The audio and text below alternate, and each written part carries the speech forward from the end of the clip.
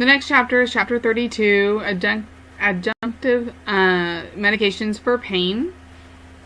A lot of these medications we have already talked about in the past for mental health chapters. So a lot of this is going to be repeat from what we've already discussed, other than we're going to discuss it from a pain aspect relief. So the first drug is your amitriptyline, which is Elavil. It enhances the therapeutic effects of the opioid, so it may be given, so adjunctive means that it's going to be given in addition to something else, and these drugs are going to enhance that opioid that they are giving. It's going to enhance those effects to where they're going to get better pain relief. They're going to work together. If there's any confusion to that, please email me or let me know. Therapeutic uses, depression, your fibromyalgia syndrome, neuropathic pain. Complications, orthostatic hypotension, so make sure they monitor their blood pressure and having them change positions slowly. Sedation, so not doing any activities that require alertness until they know how the medication is going to affect them. Anticholinergic effects. So the dry mouth, the blurred vision, urinary retention, constipation.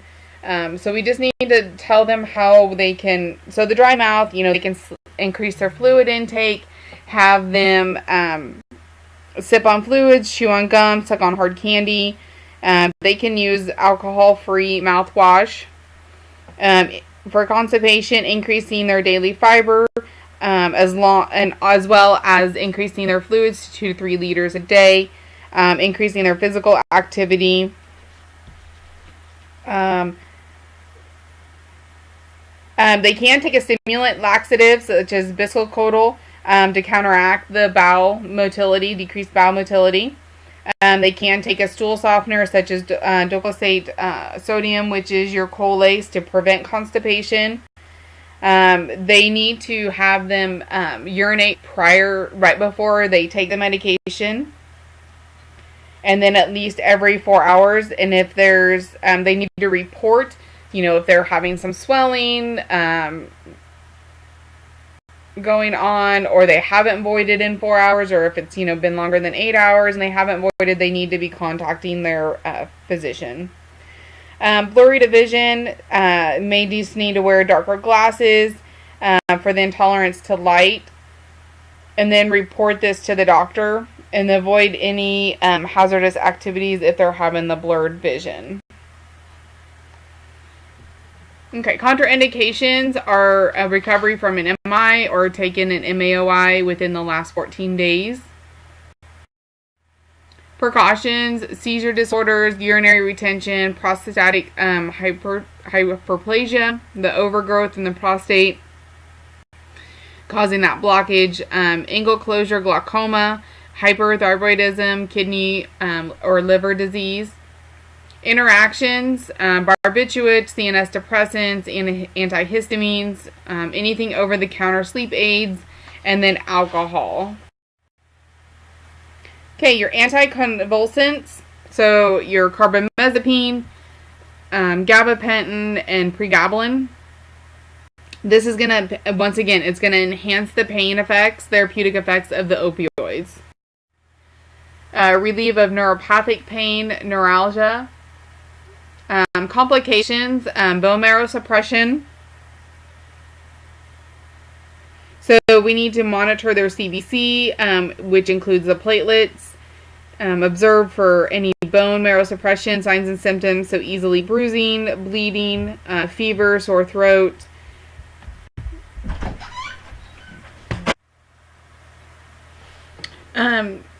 Continuing on with complications, gastrointestinal distress, nausea, vomiting, diarrhea, constipation. So have them take this medication with food. If constipation does occur, they can just increase their physical activity, daily fluid, and fiber. They may be able to take a stimulant, laxative, or a stool softener to help prevent that from occurring. Drowsiness, just avoid activities that are going to require alertness. Once again, a rash, they need to stop taking the medication and call their provider to let them know. Contraindications: carbamazepine, pregnancy risk category D. The gabapentin and pregabalin are pregnancy risk category C. So once again, both of those are going to be risk over benefit, or benefit over risk. Bone marrow suppression and taking MAOIs within the last 14 days. Interactions: so for carbamazepine, you're going to get oral contraceptives, warfarin, lithium, MAOIs, grapefruit juice, phenytoin, phenobarbital. Gabapentin is going to be interactions with CNS depressants. Then your glucocorticoids, dexamethasone, prednisone, they're going to enhance, once again, the effects of the opioids. They are used to improve appetite, decrease the pain from intracranial pressure. That's what spinal cord compression, rheumatoid arthritis. Your intracranial pressure is your Decadron. Complications: adrenal insufficiency. So you want to make sure that you look for those signs and symptoms.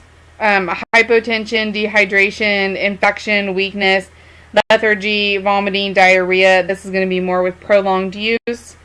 And just have them observe for these signs and symptoms and let the physician know if any of these occur. Osteoporosis, they need to take a calcium supplement, vitamin D, and or biphosphonate. So if this occurs.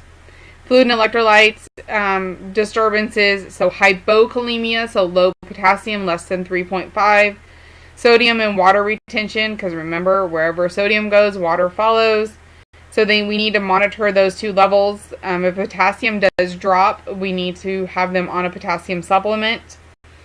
So potassium-rich foods are going to be your potatoes, bananas, citrus fruits. Restrict the sodium intake to prevent any fluid retention and edema. And especially in your people that have CHF, it's going to make that worse if the more sodium that they intake. Glucose intolerance, so monitor blood sugars. Peptic ulcer disease, regular checks of stools for occult blood. They may take the medication with meals, and then they need to report any black or tarry stools. And then they can use an anti-ulcer medication to help treat this. Contraindications are fungal infections, seizure disorders, ulcerative colitis, coagulopathy. Precautions: hypertension, hypothyroidism, diabetes mellitus, osteoporosis, and liver disorder. Interactions: insulin, oral hypoglycemic, salicylates, NSAIDs, digoxin, diuretics, vaccines, and live virus vaccines. Okay, so for all classifications, nursing administration or nursing consideration, self-reported pain and pain management plan. Cancer, they need to voice their concerns and fears. They need to take their medication on a fixed schedule and around the clock. Physical dependency is not addiction.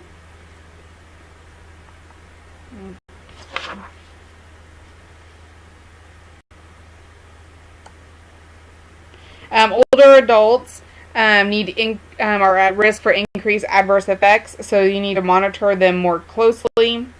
And then off-label use of pain relief, not taking for their original purpose. So like many of these drugs are used for anxiety and other things, so we're doing an off-label use for these medications.